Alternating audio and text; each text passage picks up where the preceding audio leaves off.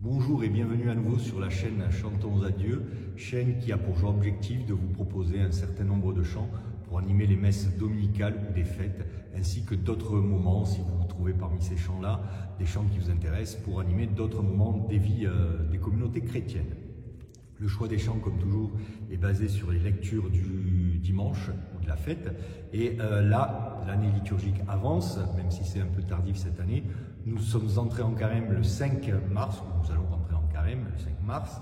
Et dimanche 9 mars 2025, ce sera le premier dimanche de carême de l'année C, avec un texte qui inaugure, comme d'habitude, presque toutes les années, A, B et C, puisque les trois évangélistes en parlent. Le texte de Jésus au désert. Mais penchons-nous d'abord sur la première lecture du Deutéronome. Le Deutéronome, je rappelle, est un livre de la Torah, donc c'est-à-dire du Pentateuque, un écrit fondamental de la Bible. Le Pentateuque, c'est la Genèse, l'Exode, le Lévitique, les Nombres. Si vous aimez les nombres, lisez. Vous comprendrez tout de suite en lisant le livre pourquoi il s'appelle les Nombres, et le Deutéronome. Livres qui n'ont pas été rédigés d'une seule traite, bien sûr, et qui ont subi plusieurs rédactions, que la tradition a accordé à Moïse, mais même il semblerait que les rabbins déjà alterqués, comme dirait Molière, sur ce sujet. Mais voici la lecture du Deutéronome au chapitre 26. Moïse disait au peuple: lorsque tu présenteras les prémices de tes récoltes, le prêtre recevra de tes mains la corbeille et la déposera devant l'autel du Seigneur ton Dieu. Tu prononceras ces paroles devant le Seigneur ton Dieu. Mon père était un araméen nomade qui descendit en Égypte. Il y vécut en immigré avec son petit clan. C'est là qu'il est devenu une grande nation, puissante et nombreuse. Les Égyptiens nous ont maltraités et réduits à la pauvreté. Ils nous ont imposé un dur esclavage. Nous avons crié vers le Seigneur, le Dieu de nos pères. Il a entendu notre voix. Il a vu que nous étions dans la misère, la peine et l'oppression. Le Seigneur nous a fait sortir d'Égypte à main forte et à bras étendus. On se souviendra du passage de la mer et des flots qui engloutissent cheval et cavalier du Pharaon. Par des actions terrifiantes, des signes et des prodiges, il nous a conduits dans ce lieu, il nous a donné ce pays, un pays ruisselant de lait, de miel, et maintenant voici que j'apporte les prémices des fruits du sol que tu m'as donné, Seigneur. Deux choses en même temps, le texte présente, il fait mémoire, et c'est Pâques, il annonce déjà Pâques, c'est pour ça, cette nécessité de faire mémoire, et il s'inscrit dans la promesse, bien sûr. Donc, texte assez clair qui nous invite à célébrer le passage, à célébrer la Pâque et à faire mémoire du Seigneur qui est intervenu, de son bras fort et de son bras étendu et de sa main forte par des actions terrifiantes et des signes et des prodiges. Le texte est assez clair là-dessus. Il nous fait voir le salut de tous les hommes. Le psaume 90, ensuite, quand je me tiens sous l'abri du Très-Haut et repose à l'ombre du Puissant, je dis au Seigneur, mon refuge, mon rempart, mon Dieu, dont je suis sûr. Le malheur ne pourra pas me toucher, ni le danger approcher de ta demeure. Il donne mission à ses anges de te garder de sur tous tes chemins. Ils te porteront sur leurs mains pour que ton pied ne heurte les pierres. Tu marcheras sur la vipère et le scorpion, tu écraseras le lion et le dragon. Puisqu'il s'attache à moi, je le délivre, je défends car il connaît mon nom. Il m'appelle à moi, je lui réponds et je suis avec lui dans son épreuve. Là aussi, on a quelque chose, la lecture chrétienne est évidente là-dessus. Bon, tes mains porteront les anges porteront sur leurs mains pour que ton pied ne heurte des pierres. Ça nous évoque le passage effectivement de Jésus à la tentation face à l'adversaire. Mais une nouvelle fois, ce psaume témoigne de « c'est mon serviteur, je le sauve et je l'ai accompagné dans ses épreuves ». Bien sûr, le psaume a pour but de nous préparer et de nous préparer à la lecture de l'Évangile avec les redites qu'il va y avoir, enfin les répétitions qui seront mises dans la bouche de Jésus. Mais on voit bien que là aussi, c'est un chant qui appelle à traverser, à passer l'épreuve. Le carême est-il présenté comme une épreuve? Non, comme un temps de pénitence, comme un temps de ressourcement, mais n'oublions pas que ces 40 jours n'ont pas été choisis au hasard. Il y a bien sûr l'Exode, les 40 ans de l'Exode, les 40 ans de jeûne, mais aussi plusieurs prophètes ont jeûné 40 jours, subi des épreuves pendant 40 d'ailleurs Moïse et Élie, car Moïse et Élie tous les deux, Moïse la loi, Élie les prophètes, Élie c'est super prophète, Moïse la loi, vous le savez, 40 jours avant de recevoir pendant lesquels sont écrits le décalogue, les 10 commandements, nous dit les Écritures, le Pentateuque justement, et Élie va jeûner. Et ce n'est pas pour rien, rappelez-vous, dans la Transfiguration, qui sera une des lectures d'ailleurs du Carême, hein, dans la Transfiguration, Jésus se trouve en présence de Moïse et d'Élie. Il se présente en présence de la loi et des prophètes. Jésus, c'est la loi et les prophètes. Hein, vous voyez, comme quoi les choses sont liées un petit peu, en fait, dans la symbolique. Hein, et Jésus, c'est la loi et les prophètes. Donc, là non plus, le psaume nous prépare. Ce premier dimanche de temps, le carême est un temps de préparation et d'invitation. Deuxième lecture de Paul aux Romains. Alors, le texte des Romains est un peu particulier, puisque Paul ne connaît pas, ce n'était pas une communauté qu'il a fondée, il leur écrit pour préparer sa venue, hein, il espère préparer sa venue, aussi, en principe, elle est orientée pour une collecte des églises de Jérusalem, une collecte de fonds. Hein. Vous allez voir aussi comment peut-être lire Paul aux Romains. Je vais vous lire le texte. Frère, que dit l'Écriture? Tout près de toi est la parole, elle est dans ta bouche et dans ton cœur. Effectivement, là, Paul cite, suivant la Septante, traduction grecque de la Bible qui circule à l'époque du 1er siècle, hein, puisque la diaspora, comme je l'ai dit, juive, a commencé bien avant la chute du Temple. Il y a des Judéens, pour être un terme exact, pour l'époque juive, c'est un peu plus tard. Il y a des Judéens dans tout le bassin méditerranéen et ils parlent en langue grecque. N'oublions pas que le grec est la langue internationale de l'époque. Et donc, pour la nécessité, ils avaient perdu le contact avec la langue des écritures originelles. Et donc, on a traduit, 70 sages auraient, suivant la tradition, traduit la Bible. Donc ici, tout près de toi est la parole, dit Paul, dans le Deutéronome, au chapitre 30, verset 14, on trouvera, oui, la parole est toute proche de toi, elle est dans ta bouche et dans ton cœur pour que tu les mettes en pratique. Là, Paul, en effet, en plus, s'adresse à une communauté.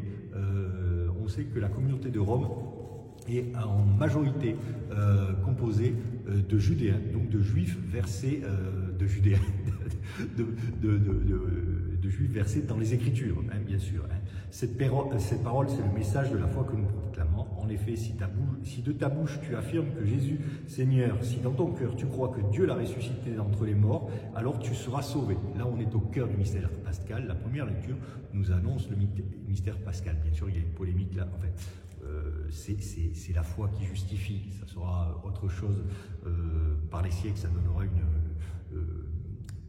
incompréhension, on va dire, au moment de la séparation, on va dire que quand on doit se séparer, chacun et chacune insiste sur ce qui nous sépare et force les traits, et peut-être catholiques et protestants, sur cette justification par la foi. Et les œuvres ont forcé les traits pour justifier qu'ils j'allais dire qu'ils désobéissaient au Père en ne respectant pas d'habiter des demeures différentes, les nombreuses demeures du Père. Alors, car c'est avec le cœur que l'on croit pour devenir juste. Hein, la justification, c'est important. C'est ce qui va sauver, hein, qui met sa foi. En effet, l'Écriture dit « Quiconque met sa foi en lui ne connaîtra pas la honte ». En effet, là, Paul cite à nouveau Ésaïe. « Celui qui s'appuie ne sera pas pris de court ».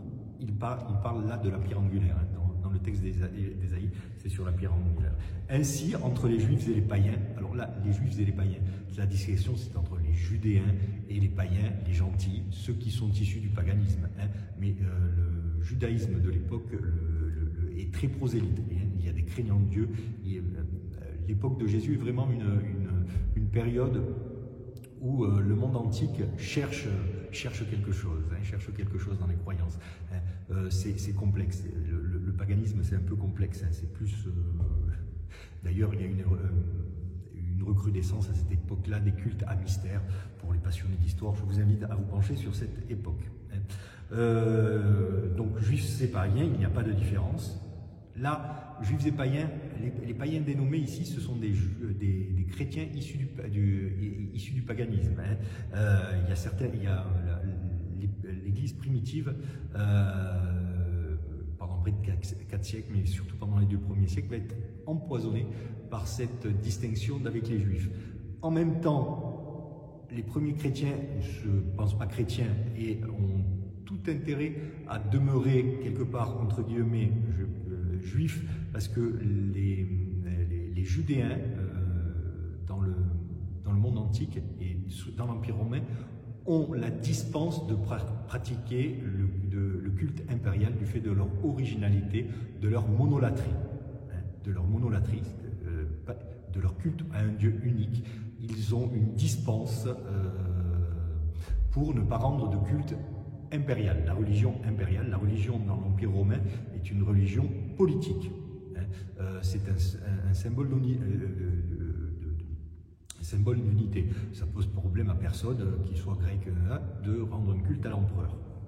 Le panthéon est si nombreux et puis les liens sociaux sont vus différemment. Donc il n'y a pas de différence, ils ont tous le même Seigneur, généreux envers tous ceux qui l'invoquent. Voilà, parce que c'est toujours bon.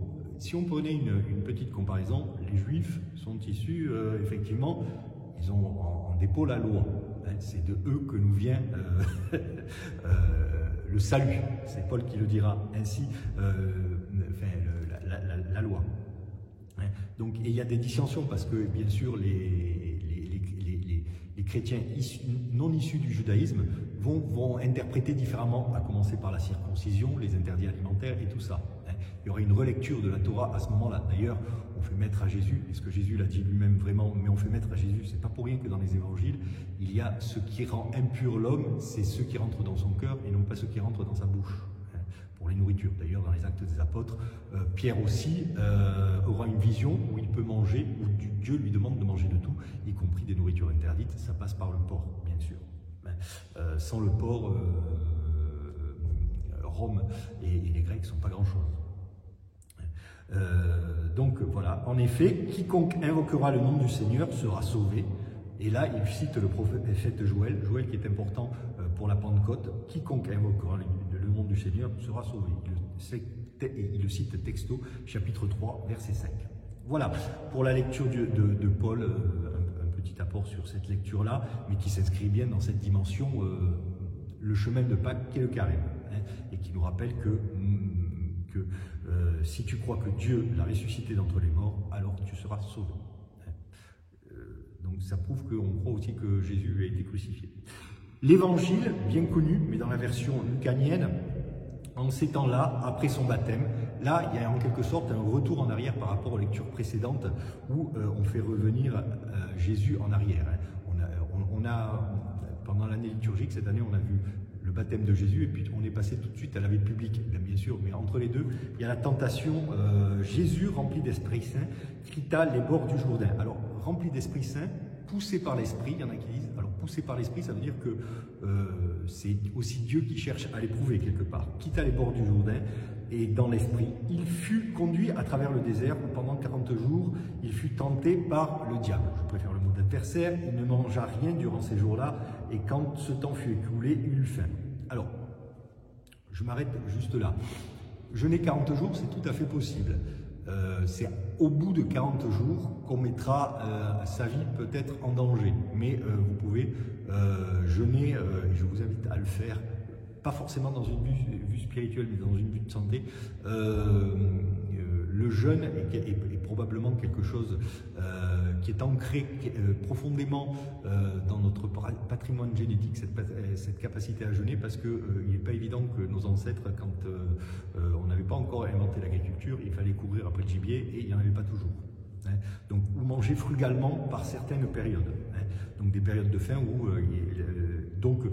bon, je sais bien, je fais cette précision parce que on peut... alors, l'historicité de cet épisode, je reviendrai un peu plus loin, l'historicité de l'épisode de la tentation au désert. 40 jours, c'est pas anodin. Je vous l'ai dit tout à l'heure dans une des lectures, 40 jours, Moïse jeûne 40 jours avant de recevoir les tables de la loi, Élie, qui est super prophète et dont le retour est attendu à l'époque de Jésus, jeûne 42 jours, la loi et les prophètes. Et Jésus est la loi et les prophètes. Et bien sûr, à ce moment-là, il ne mange rien du tout, et puis au bout d'un moment, le diable lui dit alors, si tu es fils de Dieu, ordonne à cette pierre de devenir du pain. Alors, le diable, l'adversaire, ne conteste pas l'identité de Jésus. Il lui dit, ben, vas-y, c'est simple pour toi, tu es le fils de Dieu, voilà. Hein, fais-le. Hein, vous voyez, on peut le lire comme ça. Hein, il lui demande une preuve qu'il est le Fils de Dieu. Non, il sait très bien qu'il est le Fils de Dieu. Mais pour toi, qu'est-ce que ça te coûte? Use de ta puissance. Use de ta puissance. Et Jésus va lui répondre, bien sûr, l'homme ne vit pas seulement de pain. Hein, il est écrit. Jésus répondra à chaque fois dans les Écritures, là aussi, il citera plus ou moins, approximativement, la Septante, hein, la traduction, comme j'en ai parlé tout à l'heure. Hein. Alors, l'homme l'emmena vers le plus haut et lui montra un instant dans les royaumes de la terre, et je te donnerai tout ce pouvoir à la gloire et au royaume de la terre. Pareil, là, c'est la prière. Pareil, 1, 2, 3. C'est recevoir le pouvoir, les royaumes de la terre, c'est la tentation du pouvoir et de la domination. Hein. Voilà. Hein.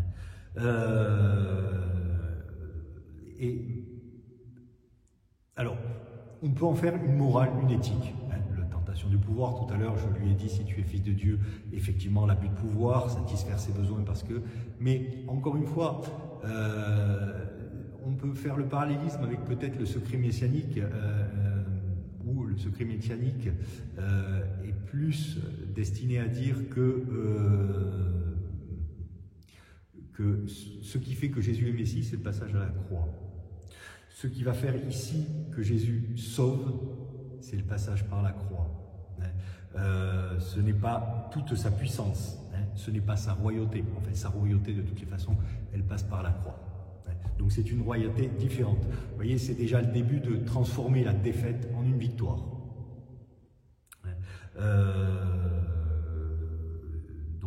Pareil, Jésus, il est écrit, c'est devant le Seigneur ton Dieu que tu te prosterneras. Jésus s'en remet toujours à Dieu.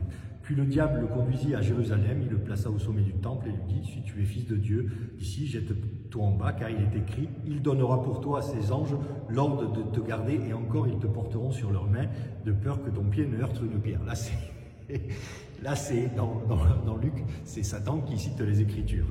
Alors Jésus dit cette réponse, il est dit, tu ne mettras pas à l'épreuve le Seigneur ton Dieu. La tentation du doute, voilà, la tentation, fais ceci pour moi si tu existes. Ayant ainsi épuisé toutes les formes de tentation, le diable s'éloigna de Jésus jusqu'au moment fixé. Alors, je vais être un peu long aujourd'hui, ceux qui prendront le temps. Je me suis penché sur, j'ai demandé à ChatGPT de m'aider à rassembler, comme je vous l'ai dit, un peu mes lectures. Et puis j'ai eu une question, je lui ai demandé de m'approcher de l'interprétation catholique, l'interprétation orthodoxe de nos frères orthodoxes et l'interprétation protestante. Pour l'interprétation catholique, considère un passage essentiel, et on l'a vu, on peut n'y prêter l'attention que moralisante, ce qu'il faut faire ou pas faire, voilà, c'est toujours une tentation avec les Écritures, hein, mais il y a une dimension autre. Jésus, nouvel Adam et nouvel Israël, Jésus revit, Jésus ne cède pas à la tentation comme Adam a pu le céder. Hein. Les trois tentations sont les figures du combat spirituel, le désir matériel, le pouvoir de la gloire, et le spectaculaire et la mise à l'épreuve de Dieu. Hein. Et puis c'est la discipline du carême, le jeûne, la prière, l'aumône. Enfin, le pain, une lecture eucharistique, l'homme ne vit pas seulement de pain, effectivement. Hein. C'est quelque chose qui revient souvent dans nos chants, dans nos liturgies, que le pain de vie, c'est Jésus. Et d'ailleurs, ça revient aussi, donne-nous aujourd'hui le pain qu'il nous faut. Ça ne veut pas dire qu'il ne faut pas donner le pain qu'il nous faut, effectivement, à la survie. Hein. Le pouvoir et la gloire, le temple et le sceau miraculeux. Hein.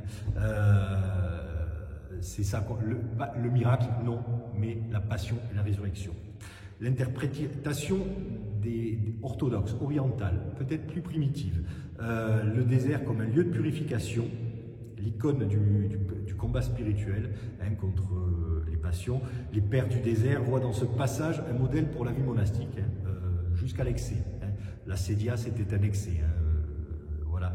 Une victoire du Christ, prémisse de la divinisation, c'est-à-dire qu'en faisant tout ça, on participe à la divinité du Christ. Jésus repoussant le diable, c'est le chemin de la victoire sur le mal. Voilà. Et un combat permanent. Le Christ reviendra au moment favorable. Ça évoque que c'est pas tout, on n'en a jamais fini, en quelque sorte, avec l'adversaire. Que celui qui n'a jamais jeté la première pierre, que celui qui n'a jamais péché lui jette la première pierre. Et ils s'en allèrent un par un, à commencer par les plus anciens. L'interprétation protestante, ils vont mettre l'avantage bien sûr sur Jésus lui-même et sur l'ascèse personnelle, comme les catholiques, bien sûr, ils en viennent pendant 10 siècles. Jésus comme le second Adam. Alors les réformateurs comme Luther et Calvin insistent sur Jésus comme second Adam qui triomphe là où le premier a échoué. Jésus ici agit à notre place pour vaincre réellement le péché. Une opposition avec la théologie du mérite. C'est toute cette polémique sur les œuvres. Voilà. Il rejette l'idée que l'homme peut gagner par ses propres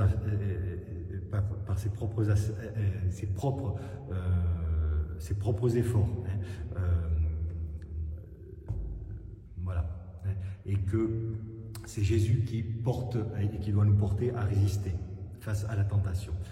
La parole de Dieu comme une âme spirituelle, puisque à chaque fois, ça renforce l'idée des protestants, sola scriptura, l'écriture seule, puisque Jésus répond à Satan, ou Satan, comme on l'a vu dans Luc, cite lui-même les évangiles, les écritures ou les psaumes,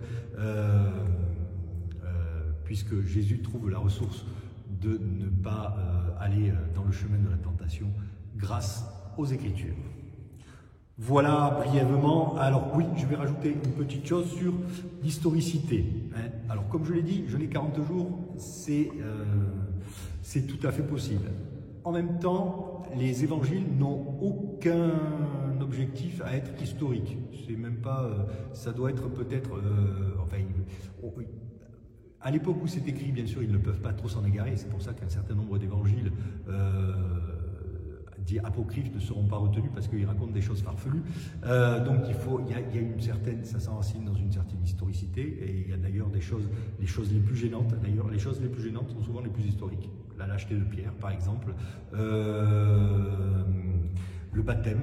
Comme je l'ai dit lors d'une précédente fois, le baptême de Jésus et son espèce de subordination à Jean le Baptiste qu'il va falloir expliquer, soit par un cousinage, soit par en disant je ne suis pas digne de délier les chaussures, ou Jean-Baptiste refusant de baptiser Jésus, et Jésus qui laisse, il faut que les choses soient faites.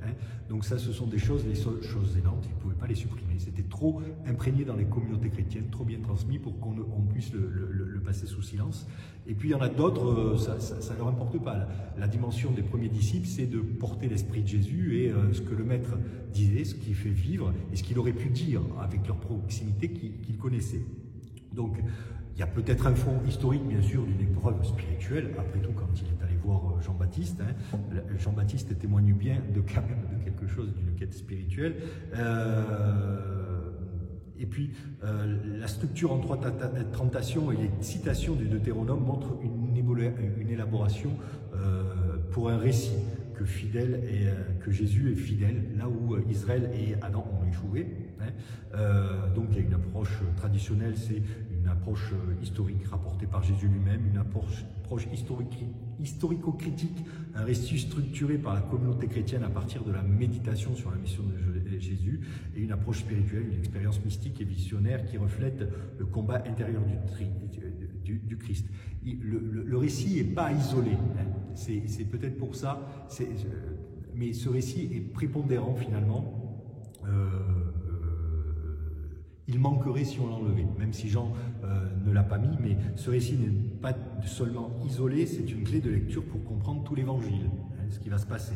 Jésus est celui qui vient triompher du mal, non par la puissance, mais par l'obéissance et par l'amour. Voilà. Voilà, en gros, j'ai été un peu long sur les lectures, je le préciserai dans le chapitrage. Si vous avez envie d'écouter ce que j'ai dit si vous êtes arrivé jusque-là, je vous en remercie. Et nous allons sans tarder passer au chant. Un premier chant pour l'accueil qui colle tout à fait au texte du jour, le chemin du serviteur. Il reprend les tentations et l'interprétation. Rappelle en ton peuple, ravive en ton peuple, Seigneur, la soif et la faim. Rappelle à ton peuple, Seigneur, le chemin du serviteur, contrairement à celui de la puissance. Il y a deux passages, vous verrez, ça c'est le refrain qui est relativement simple. Et on invite la foule à répondre aussi. On peut le prendre 2-3 fois dans le carême, ou même en sortie. En sortie, il peut convenir bien, vous pouvez même le prendre le premier jour en entrée et en sortie, ou en sortie durant le carême. Ravive en ton peuple, Seigneur, la soif et la faim. Rappelle à ton peuple, Seigneur, le chemin du serviteur. Ravive en ton peuple, Seigneur, la soif et la faim. Rappelle à ton peuple, Seigneur, le chemin du serviteur.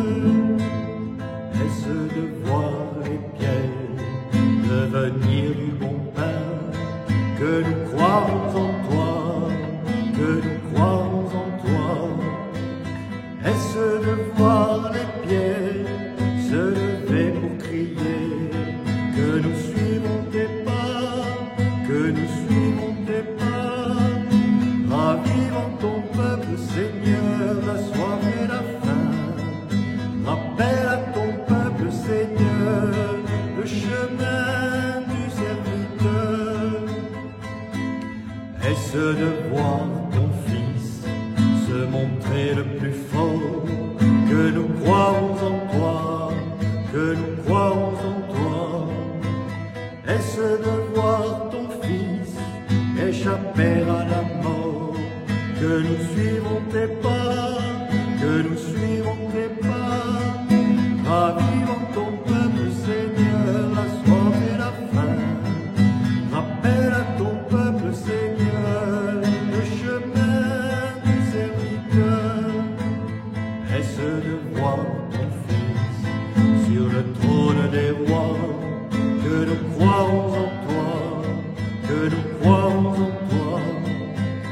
Est-ce de voir ton Fils refuser une croix, que nous suivons tes pas, que nous suivons tes pas.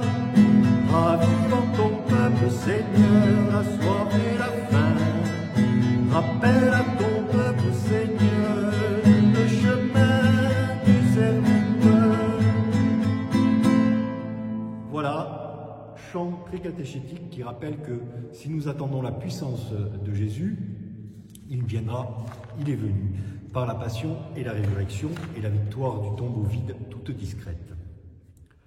Un second chant que j'ai déjà pris pour le mercredi décembre et il y a quelques semaines, Tu marcheras ô mon peuple, qui peut convenir bien sûr parce que tu marcheras, ça évoque la marche de l'Exode, avec son caractère de...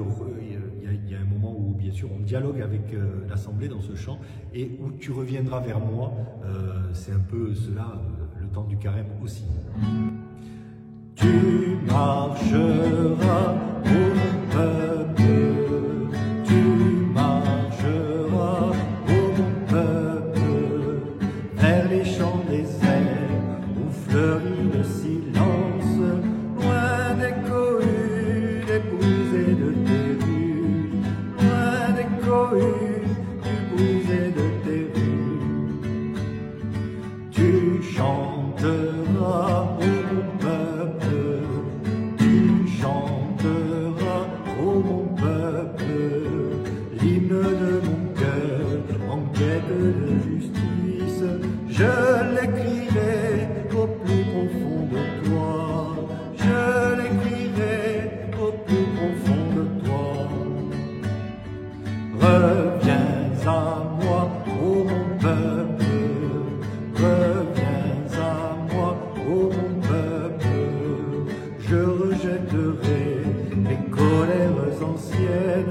et j'oublierai tes fugues d'autrefois, et j'oublierai tes fugues d'autrefois.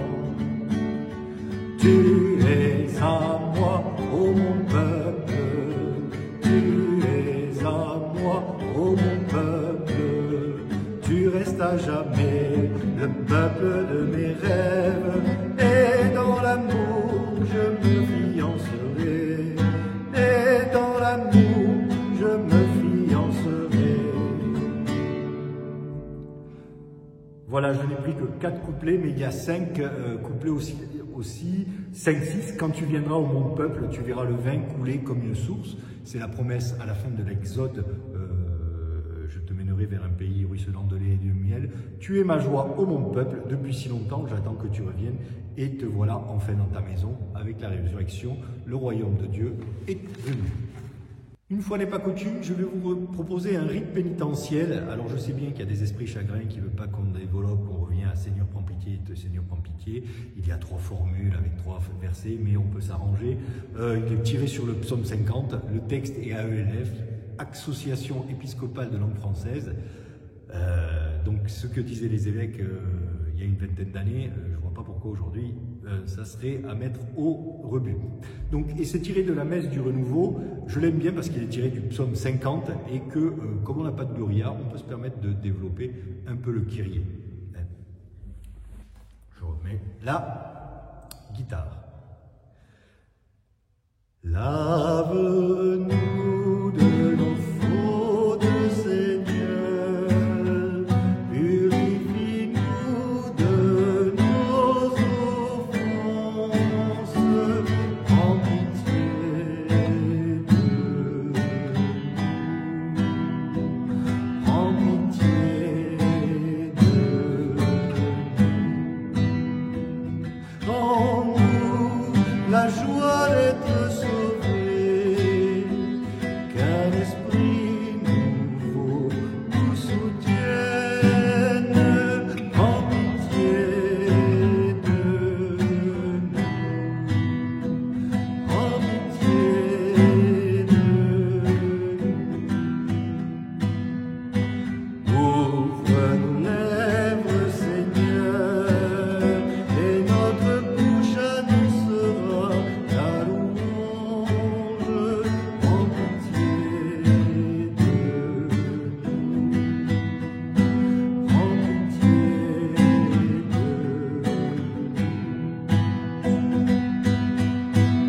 Vous voyez, très simple, prends pitié de nous sera répété facilement par l'Assemblée. Passons maintenant au psaume sur une musique de Jean-Paul Lécaud, psaume 90. Sois avec moi, Seigneur, dans mon épreuve. Sois avec moi, Seigneur, dans mon épreuve. Sois avec moi, Seigneur, dans mon épreuve.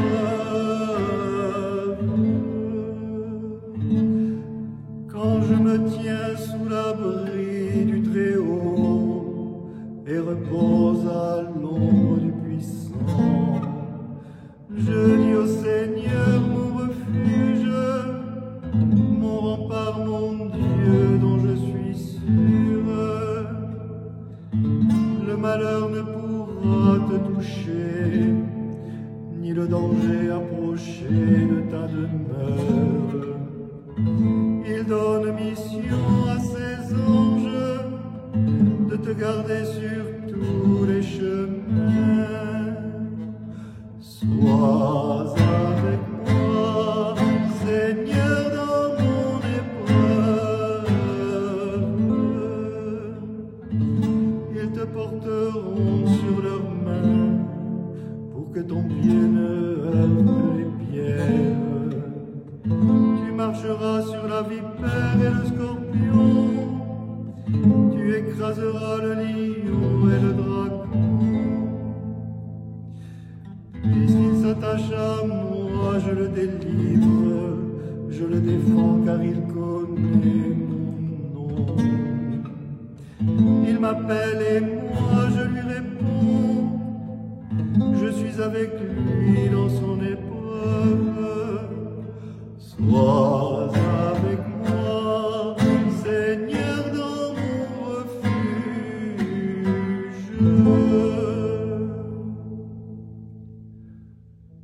voilà, chant, refrain très simple.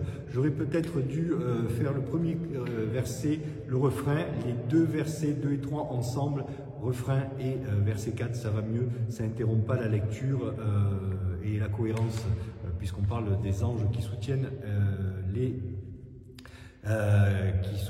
pieds qui portent l'élu pour que ses pieds ne heurtent pas les pierres. Acclamation de la parole, vous savez que pendant le temps du carême, il n'y a pas d'Alléluia. Je l'ai déjà pris pour le mercredi de cendre, mais je vais vous la rappeler là avec le verset, le premier verset. Parole éternelle du Père, gloire à toi Jésus-Christ, parole éternelle du Père, gloire à toi notre vie, Verbe sorti de la bouche de Dieu, pain du désert pour ton peuple aujourd'hui. Parole éternelle du Père, gloire à toi Jésus-Christ, parole éternelle du Père, gloire à toi notre vie.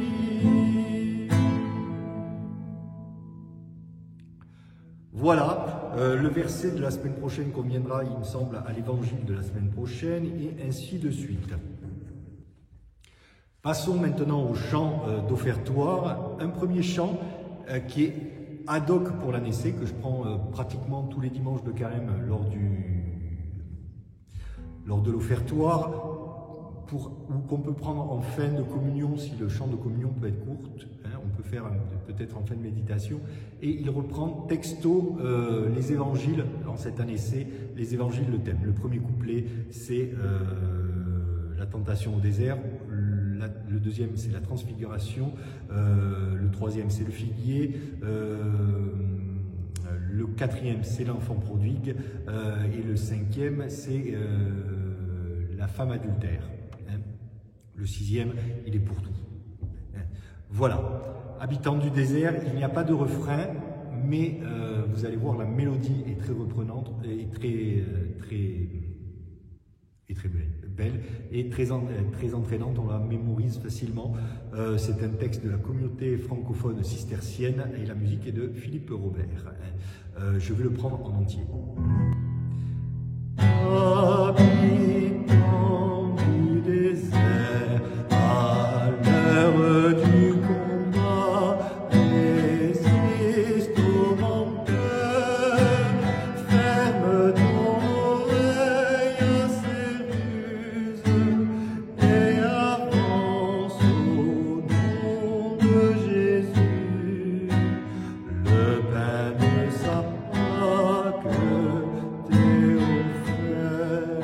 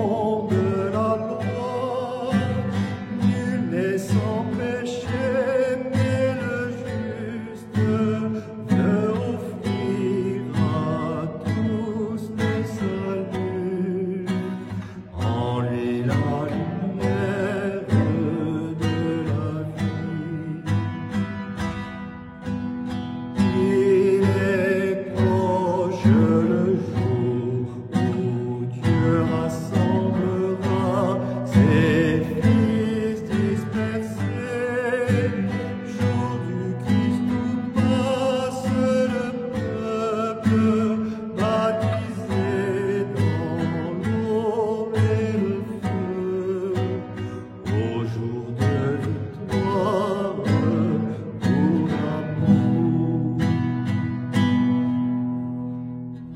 Alors bien sûr, il faut présenter ce chant en rappelant quelles seront les lectures du carême, du carême de cette année. Second chant pour l'offertoire, chant que j'affectionne particulièrement parce que il vient d'une communauté monastique qui, enfin je l'ai étendu dans une communauté monastique qui est chère à mon cœur, la communauté des bénédictins d'Ancalca. Sois fort, sois fidèle Israël, on peut le reprendre au refrain, en fin de communion pour prolonger la communion, on choisira peut-être un tempo différent, là je le ferai assez quand même plutôt énergique ou en sortie. Là non plus, il n'y a pas de refrain, mais il y a une coda, une finale. On peut peut-être le prendre 2-3 fois. Je conseille de prendre ces chants, même si ça vous surprend qu'ils n'ont pas de refrain, mais ils ont une vertu très catéchétique. Ils remémorent, ils impriment, quitte à sacrifier d'autres chants qu'on aime bien. C'est ce que je fais, je me coupe souvent un bras dans le choix des chants, parce qu'il y en a bien qu'on connaît, qu'on aimerait toujours chanter. Et celui-là, il convient, je trouve bien, à apprendre quelque chose, mais il nécessite qu'on le prenne au moins 3-4 fois, donc pratiquement pendant tout le carême. C'est peut-être ce que je ferai à chaque fin de communion cette année.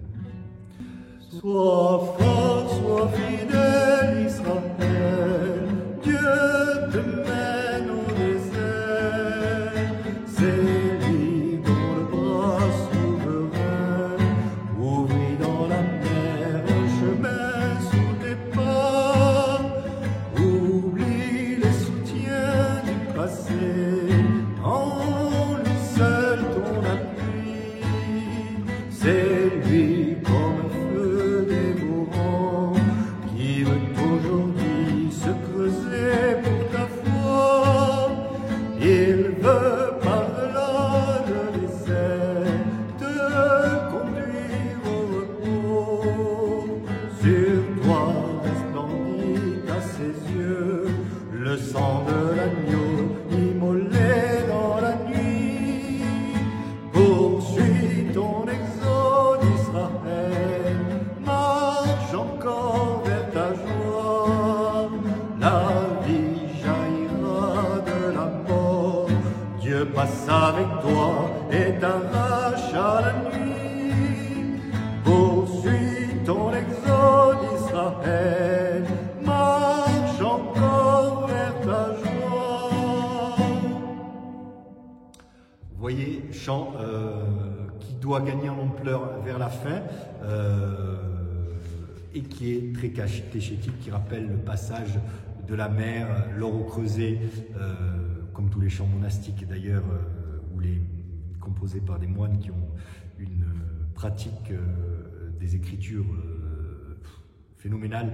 Ils peuvent trouver les mots pour nous dire Dieu et rappeler plus facilement que nous, en fait, pour nous dire Dieu. Passons maintenant au chant de communion avec une petite originalité.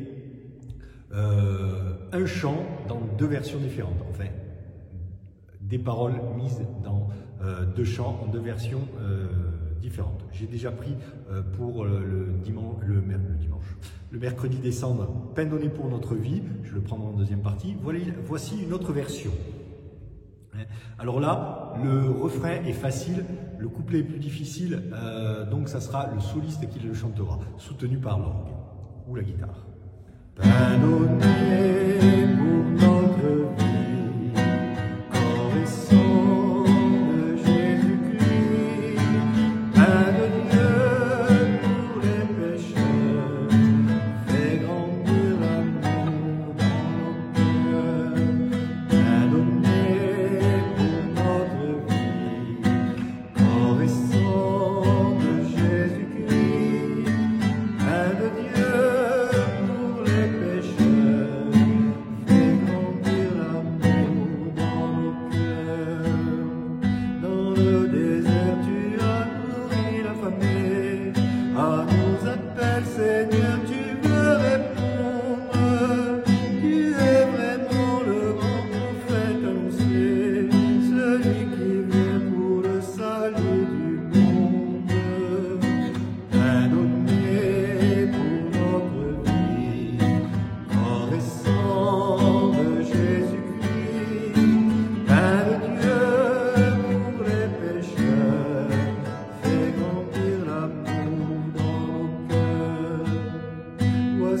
la manne pour ton peuple affamé, le pain du ciel reçu des mains du Père, qui vient vers toi ne connaîtra plus la faim, celui qui croit verra des eaux nouvelles.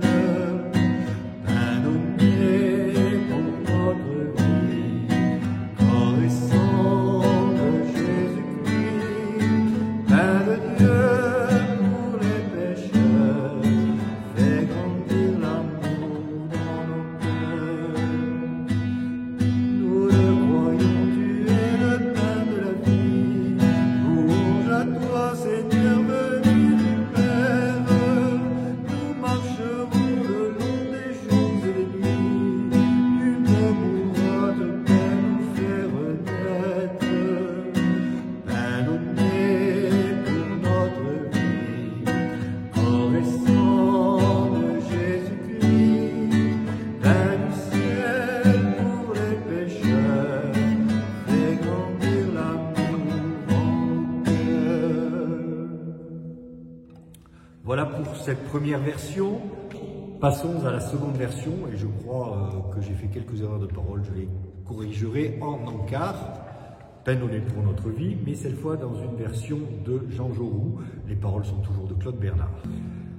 Pain donné pour notre vie, corps et sang de Jésus-Christ, pain de Dieu pour les pécheurs, fais grandir l'amour dans nos cœurs. Dans le désert, tu as nourri l'affamé. À nos appels, Seigneur, tu veux répondre. Tu es vraiment le grand prophète annoncé, celui qui vient pour le salut du monde. Pain donné pour notre vie, corps et sang de Jésus-Christ, pain de Dieu pour les pécheurs, fais grandir l'amour dans nos cœurs.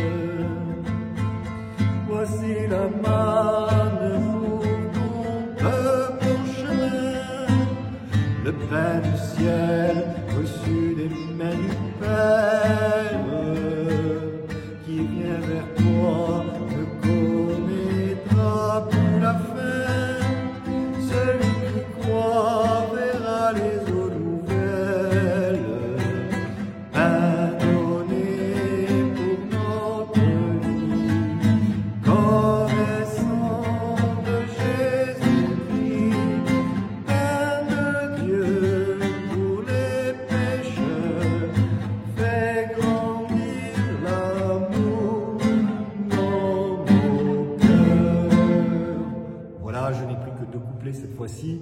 Vous pourrez faire votre idée. Il est probable que la semaine prochaine, je reprenne le premier, la nouvelle version, et celle-là, je la laisse de côté. Alors, troisième chant pour la communion, car je n'ai pas voulu donner des chants uniquement nouveaux pour que nos cœurs deviennent de chair. Normalement, alors il n'y a pas de refrain, alors on peut doubler. La foule est invitée à répéter chaque phrase, sauf la finale, mais on peut aussi la doubler si on le souhaite à ce moment-là. Et j'ai de superbes couleurs qui me viennent sur le visage. Je suis en plein vitro, donc ce n'est pas une erreur de la vidéo. J'enregistre à une heure un peu nouvelle, et puis il fait plus jour en ce moment. Le soleil est à différentes hauteurs, je vais laisser comme ça. C'est pas mal, je suis un peu... N'ayez pas peur, je ne suis pas malade.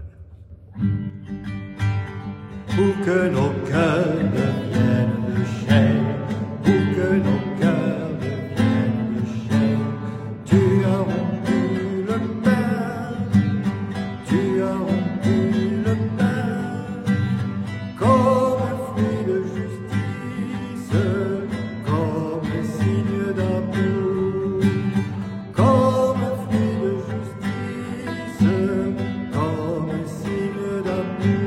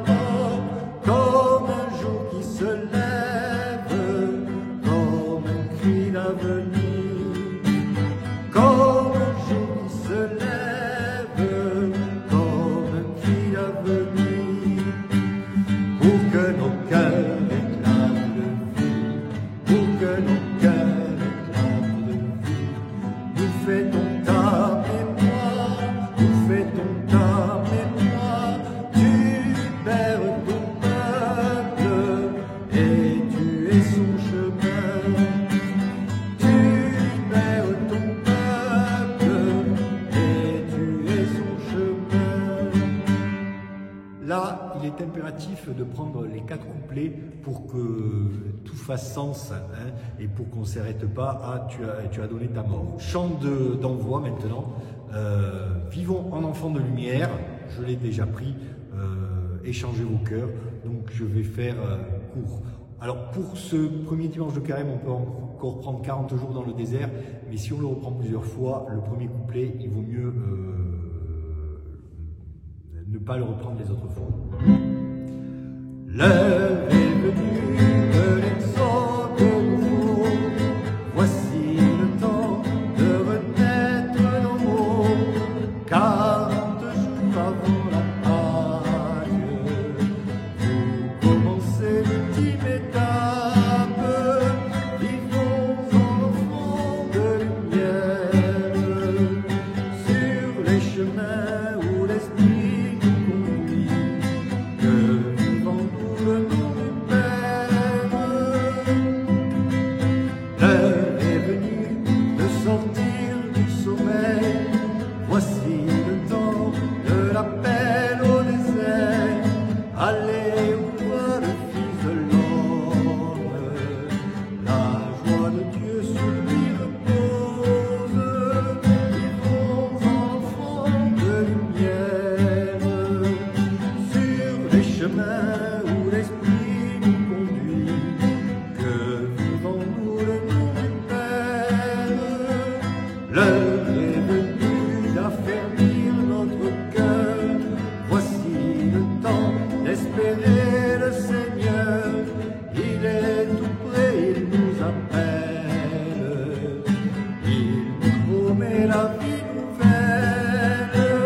Vivons en enfants de lumière, sur les chemins où l'Esprit nous conduit, que vivons-nous le nom du Père. Où l'Esprit nous conduit, Jésus a été conduit au désert. Passons au second chant d'envoi, Changez vos cœurs, un grand classique, une partie en récitatif, mais auquel répond l'assemblée. Et comme on le prend en chant de sortie, il ne faut pas le prendre d'une manière ample, mais relativement rapide. Il ne faut pas le prendre d'une manière très lente. Changez vos cœurs, croyez à la bonne nouvelle, changez de vie, croyez que Dieu vous aime. Je ne viens pas pour condamner le monde, je viens pour que le monde soit sauvé. Changez vos cœurs, croyez à la bonne nouvelle, changez de vie, croyez que Dieu vous aime. Je ne viens pas pour les bien portants ni pour les justes, je viens pour les malades et les pécheurs. Changez vos cœurs, croyez à la bonne nouvelle, changez de vie, croyez que Dieu vous aime. Je ne viens pas pour juger les personnes, je viens pour leur donner la vie de Dieu. Changez vos cœurs, croyez à la bonne nouvelle, changez de vie, croyez que Dieu vous aime. Voilà pour ce programme du premier dimanche de carême de cette année C. Je vous dis à la semaine prochaine et que le nom du Seigneur soit béni. Il a fait le ciel et la terre.